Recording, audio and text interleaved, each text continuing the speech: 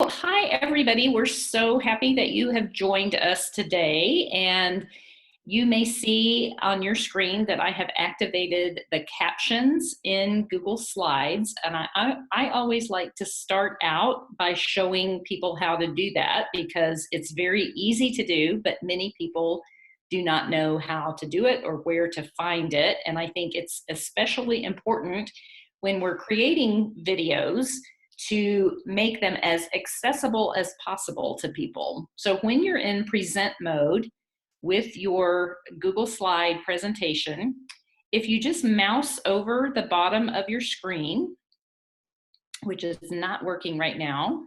Why is it not working? I don't know, but normally when I mouse over my screen down here at the bottom, there is an option that says closed captions. And that is where you can activate your captions. And I have no idea why that is not showing up for me right now. It obviously showed up for me a minute ago, or you would not be seeing these captions. So I'm sorry. We had a technology conference scheduled for April 14th. Obviously, that has been canceled, postponed, whatever. And we were calling our conference the Transformative Learning Conference. And now we have changed our webinar titles to indicate Transformative Learning Conditions. And we certainly are all leading from where you are. I'm leading from my kitchen today. Hopefully, I will maintain a steady internet connection from here. I'm Nancy Watson, and the other members of our team, we have digital learning consultants, that's Catherine, Misty, and me, and then distance learning consultants, Lori, Beth, Ashley, and Juliana. And Catherine and Juliana are helping me out today in this session, and I didn't have a cute little squiggly arrow next to Catherine's name, but you guys know her from the last session. So Catherine, in her last webinar, talked about Brene Brown's sort of insights, and there are three main things that I kind of want to highlight before we get started for those of you that might not have been in the previous webinar. The first one is to get used to the platform and establish norms. So the platforms that you use, whether it's Zoom or whether it's Google Classroom, might be new to you, but you're going to need to establish or reestablish norms for how you and your learners collaborate in this online space. The second one is don't assume that your students have access, and also consider home realities. Catherine mentioned that you may have some students who are sharing a device with their parents who have to use it for work and other siblings. You may have students from low socioeconomic conditions that would be hesitant to show the inside of their home, for example. So don't make assumptions about what students have or what you might be seeing in their learning environment. And the third one is try to do everything in small chunks. So not more than 30 minutes at a time. I am going to try very hard to stick to that even in this webinar, so you'll have time for questions at the end. So I wanted to start out and just make sure that these terms are familiar to you. They are probably going to become familiar if they're not familiar to you already. Synchronous refers to video that is happening at the same time. So if you are watching this right now, you are viewing this webinar synchronously. Asynchronous refers to the time that someone might be watching a video while it is not live.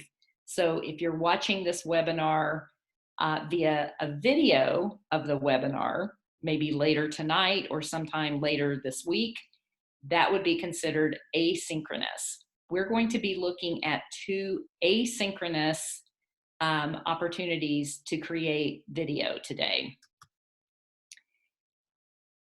I put this little funny GIF up there because I just want to give out in the open that nobody likes to see themselves or hear themselves on video. And especially if you are like over the age of 18, which I'm going to go out on a limb and say most of you are.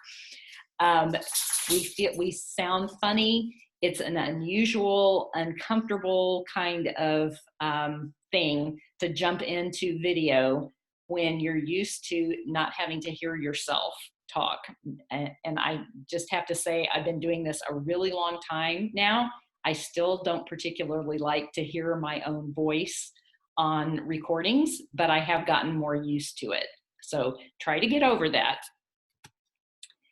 I also want you to consider equity because not all of your students are going to be able to participate, especially in synchronous kinds of situations. But even if it is asynchronous, if your students don't have internet access at home, if your students don't have certain devices at home, say maybe they don't have a camera so that they can't make recordings of themselves, those are equity issues that you need to keep in mind as you're considering the ways that you can reach out to your students. That being said, they really like to see you and see your face. So if you can make it happen at all, try to at least have yourself on the camera, even if your students are not. All right, so we have a few reasons that video is helpful for students. And last week I did not read these out loud because normally in a session I try to let people read for themselves, but Juliana pointed out that it doesn't go on the captions if I don't read it out loud. So I'm going to go ahead and read these. So enhanced comprehension and retention of information is one reason that students might prefer video.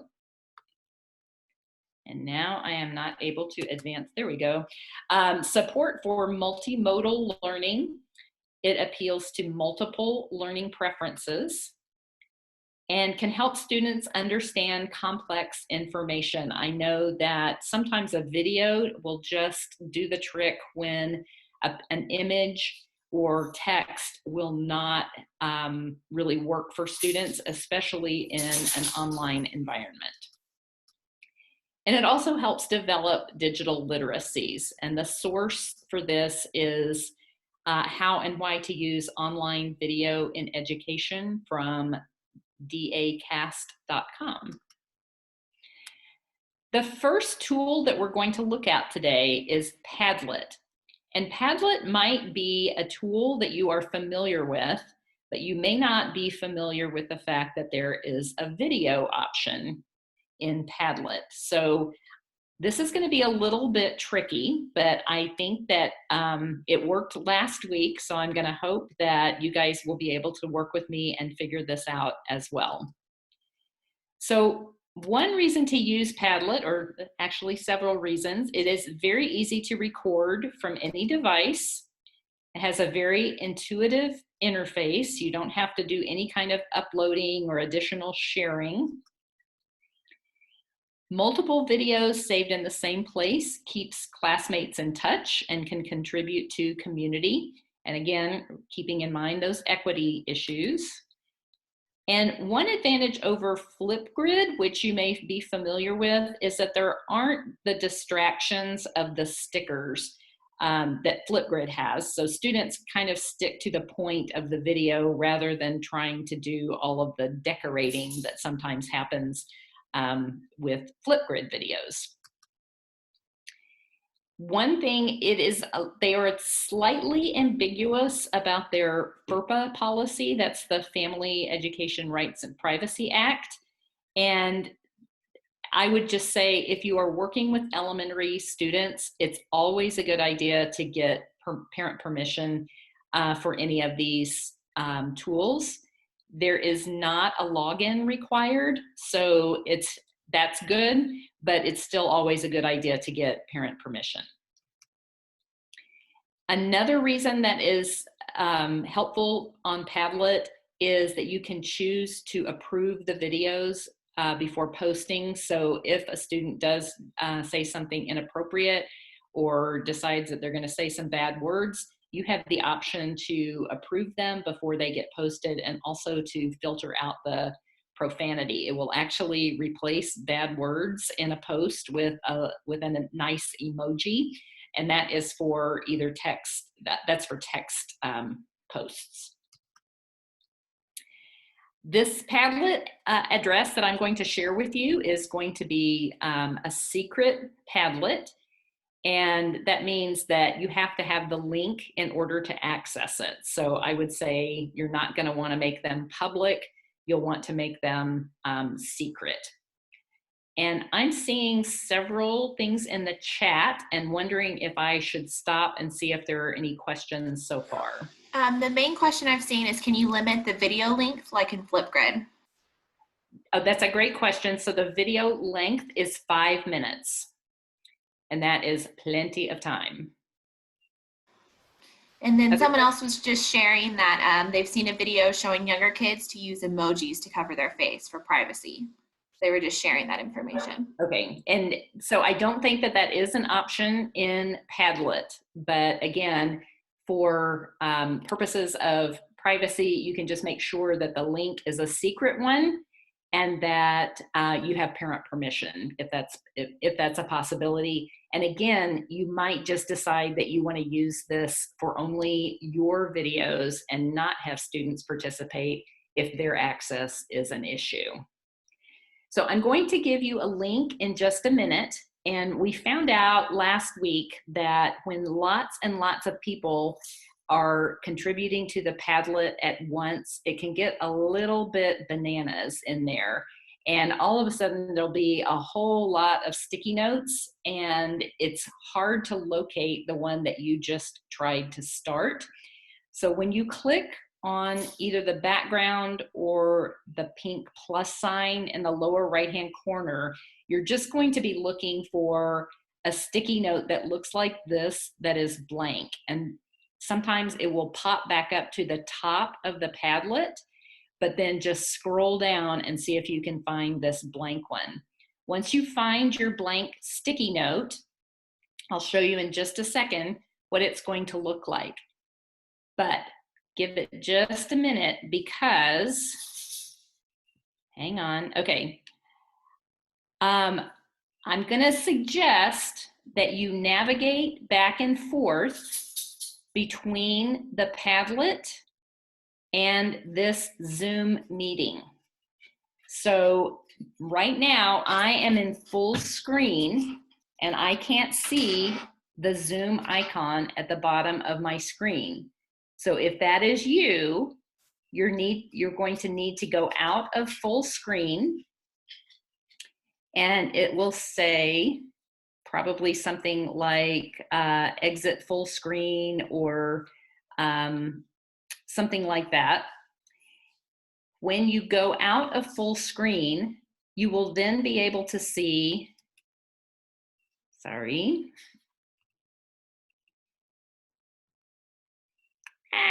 I'm really trying to go back. There we go.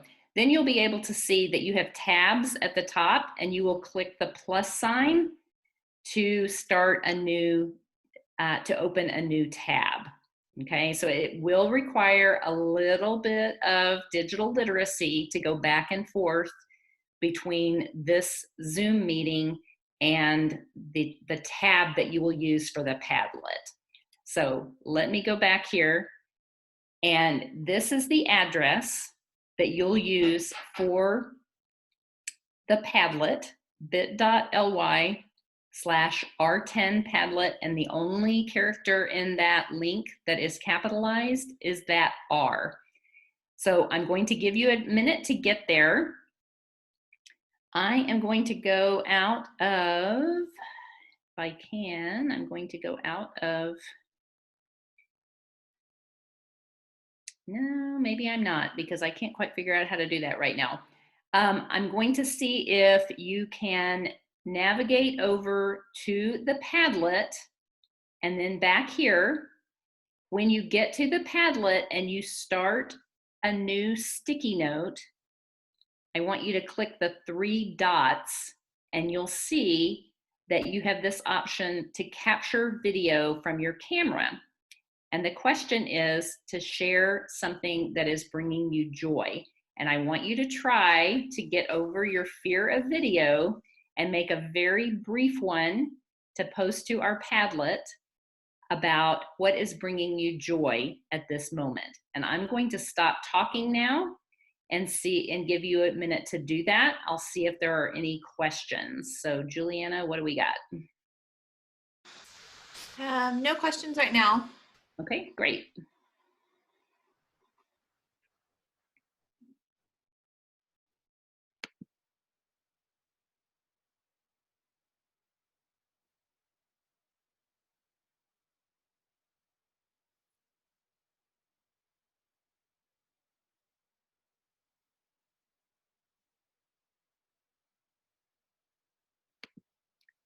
I'm going to pop over here to the Padlet real quick and see how that's going.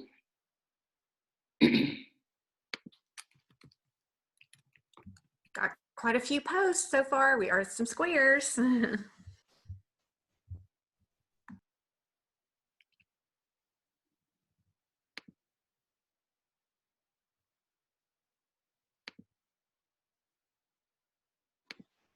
I just want to point out, if you still need that link, Catherine's posted it a couple of times in the chat. It's bit.ly/R10 Padlet. You can see the spelling for that in the chat. Thank you, Juliana.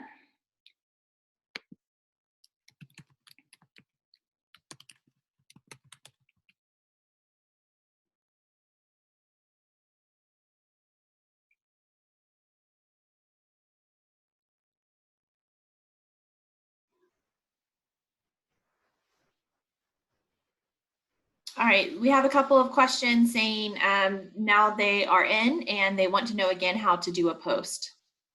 Okay, so I'm gonna go ahead and see if I can share my screen again and show you this wonky thing. I want you to notice that the captions have gone off because I am no longer working from my my slides.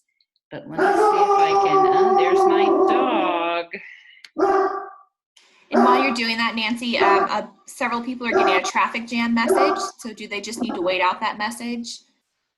Hang on just a second.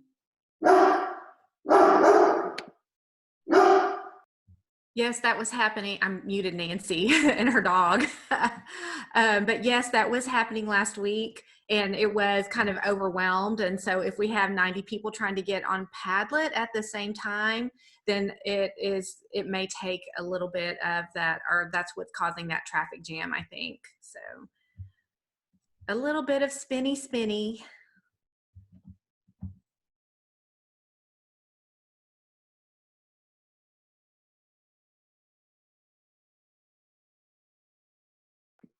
Okay, sorry about the dog. My husband is taking care of him now, so hopefully he will go in puppy jail for a minute. I see several of you have ventured into the video world, and several of you have chosen to answer by text, which that's awesome. Again, there's lots and lots of people in here right now, probably many more than you would have in your own class.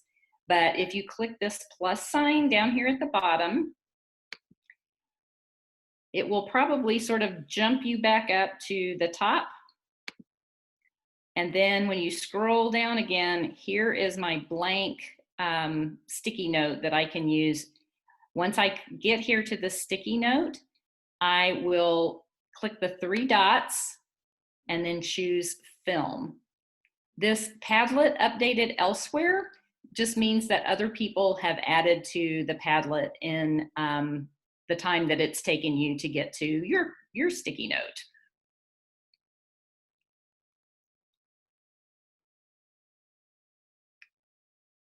All right. So how is that going for people?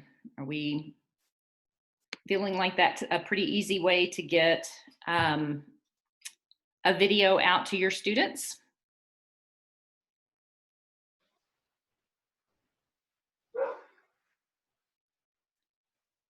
if you discard your post over, when you mouse over your sticky note, there should be a little trash can up at the top right corner.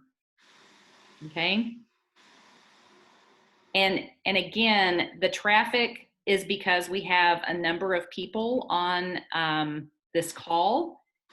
But if you had especially a smaller class, or if you did one section at a time, you would likely not have that same problem. And you also remember that you don't have to do this synchronously. You could provide a link to your students and they would do it in their own time. And then you've kind of eliminated that traffic jam thing.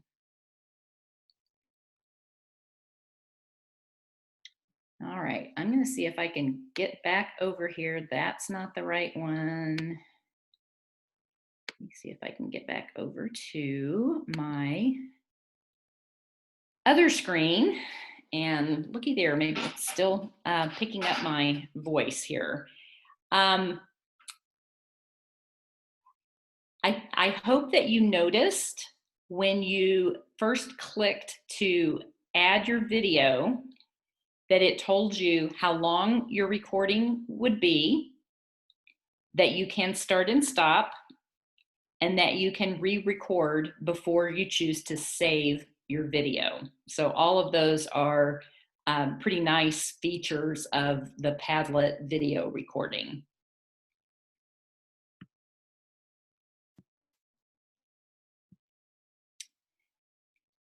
All right, we're going to move on to making a screencast with Screencastify.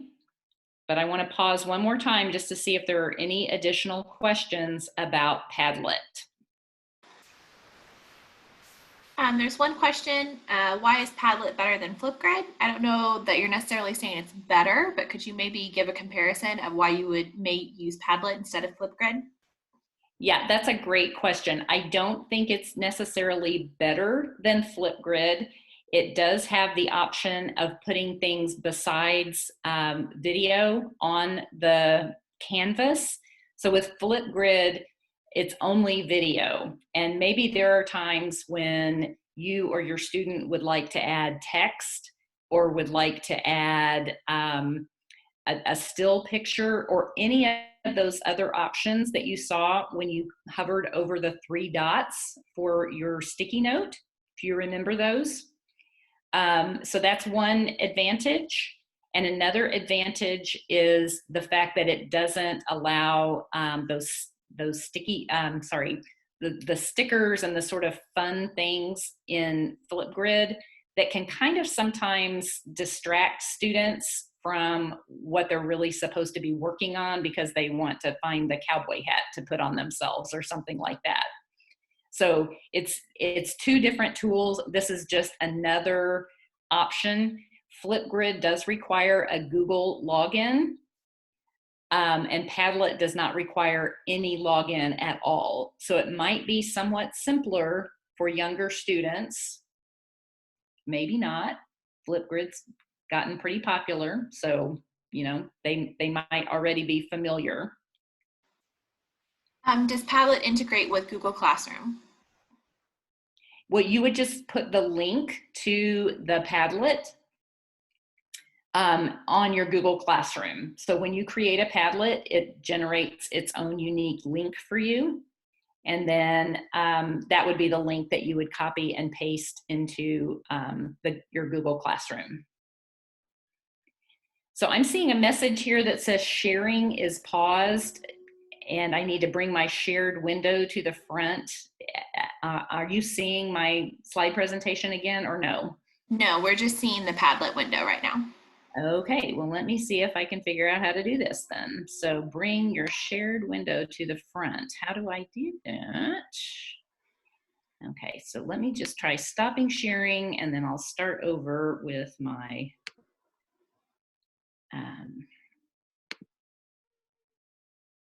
my poor dog in there is having a fit with my husband. So, all right. So sad that he has to be locked up in puppy jail. I don't know if you guys can still hear him. So are you guys now seeing my screen? No, you're not sharing yet. Dang it. Okay, let me try this one more time. See, we're all figuring this out as we go, right, guys? Let me try this one more time. Okay, I think maybe I've got it this time. Success, maybe? Yes. Oh, yay. There Okay. it is. Okay, so I wasn't able to show you before for some reason how to do the captions, so I'm going to try to do that real quick. When I hover over my presentation in presentation mode, I'm going to click the captions down here at the bottom to activate my captions, and you should see those words at the top of the screen again. Okay, we are trying for short webinar sessions, and we are not really modeling what we're encouraging you to do because I'm about to go over my 30-minute limit. But hopefully we can talk about screencasts fairly quickly here, and my lovely co-host can help me out with the questions that you might have about this. So a screencast is a digital recording of a computer screen output. It's also known as video screen capture or a screen recording, often containing audio narration. And I know that's true because it came from Wikipedia. So that's kind of a joke, but that's probably about as good a definition as we're going to get. The reason that you might want to make a screencast is that if you wanted to explain to someone how to do something on a screen. So maybe you want to make a video recording of how to access your Google Classroom if your students have never used Google Classroom before. Or maybe you would like to make a recording of how to access and add to a Padlet. Those are two super simple examples of how and why you might want to make a screencast. We're going to be using a Chrome extension called Screencastify, and I don't like to make assumptions about what people know, so this may be obvious to you, but an extension is just a little piece of software that you add that extends the functionality of the Chrome browser. And I'm not going to play this video right now about Chrome extensions, but I'll give you the link to the slides later, and you'll have this video that will explain everything you need to know about what a Chrome extension is. Okay? So if you right now would go to bit.ly/screencastify, and we're going to do it the same way that we did before, you're going to need to be logged into the Chrome browser. And remember that it's possible for you to be using Chrome without actually being logged into the browser. That link, the bit.ly/screencastify, will take you to the link in the Chrome Web Store. When you get there, you're going to click Add to Chrome and then Add Extension. Read and accept all the permissions, and then see if you can spot that new extension to the right of the URL field. And I'm going to give you just a minute to see if we can get to that part where you are, where is my, there we go, okay. I was playing with my slides and I have a feeling I deleted one that I did not mean to delete. So again, you're going to see if you can open a new tab and then type in that link, bit.ly/screencastify, and add that extension to your browser. So here are my extensions right here. It's likely you're not going to have as many as I do, but you're looking for this extension right there. And I'll give you a minute to see what questions you have about that.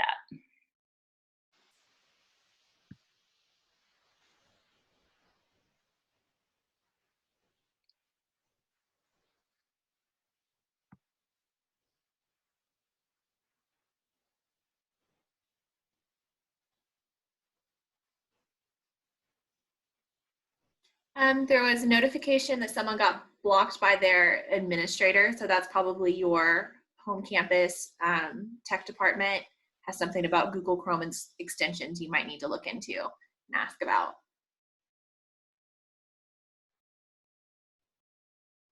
So, and I see that there's a thing about the free version only allowing 5 minutes. Remember, that's probably not a bad limit, because if your entire lesson is only going to be 30 minutes, you don't want a huge chunk of that being taken up by a how-to. So, and if you're able to download the extension, then awesome. I'm going to give you your next task in just a second here. I am going to show you one part of a screencast that was made by a student, and I hope that you'll be able to hear this. So let me put this back in present mode. And this will give you an idea of what a screencast might look like. So let's listen to Cooper. He's 9 and he has created this screencast. Or not. Try that again. Here we go. I'm going to show you how to use Google Voice. So first you go to the very top corner and click on New. Then you go to Google Docs. So you go to Tools, click on Tools.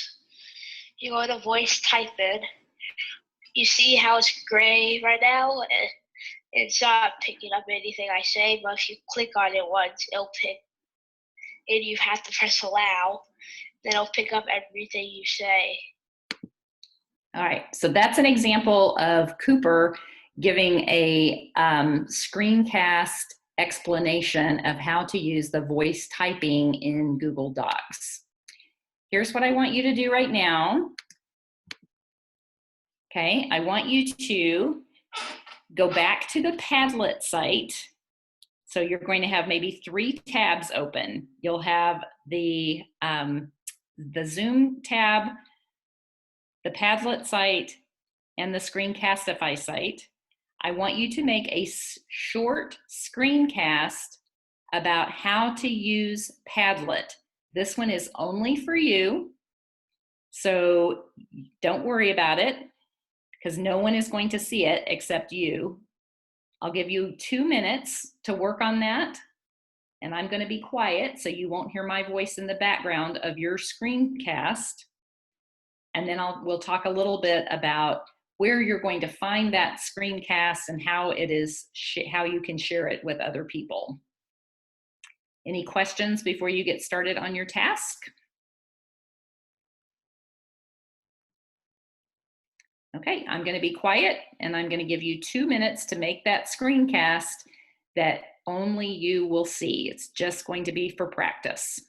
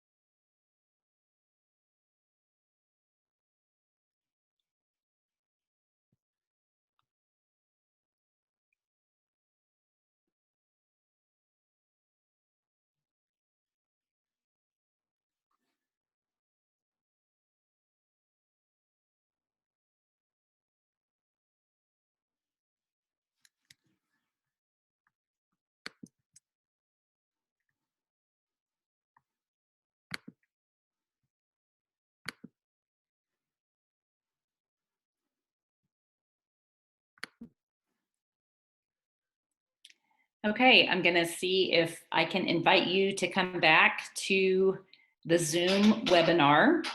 And I'm hoping that you had some amount of success with using Screencastify.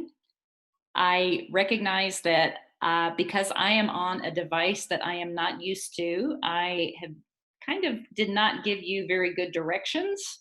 So I'm hoping that you were able to figure out about clicking the extension and how and where that saves. But just to look real quick, at the end of your video, you probably saw that it saves automatically to Google Drive. You can share it directly to Classroom or publish it to your YouTube channel.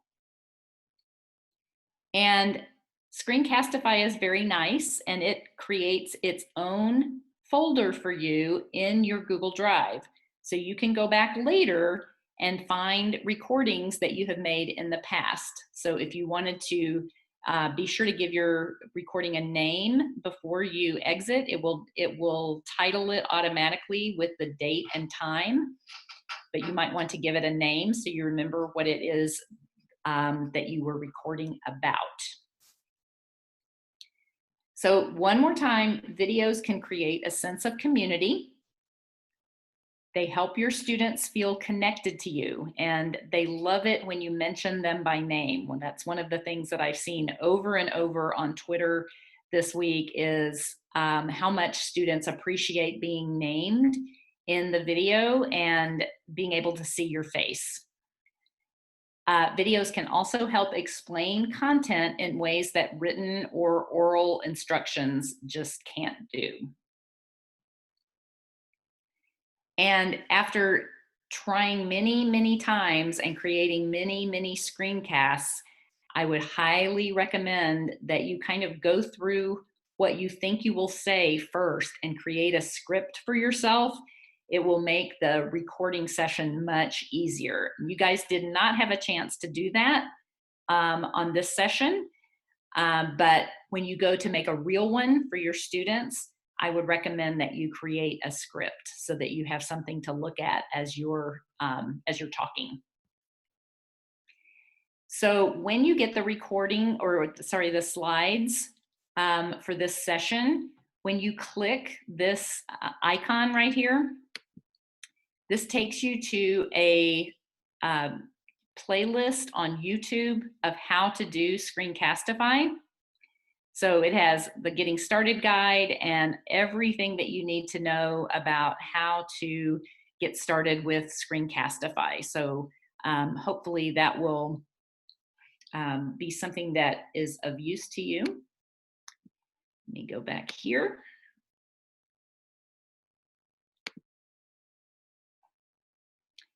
And stay in touch. Send me a video if you would like and let me know how you're doing, or just connect with me on Twitter or send me an email if you have any questions. All of our resources will be posted at this site. Again, that is our team. We have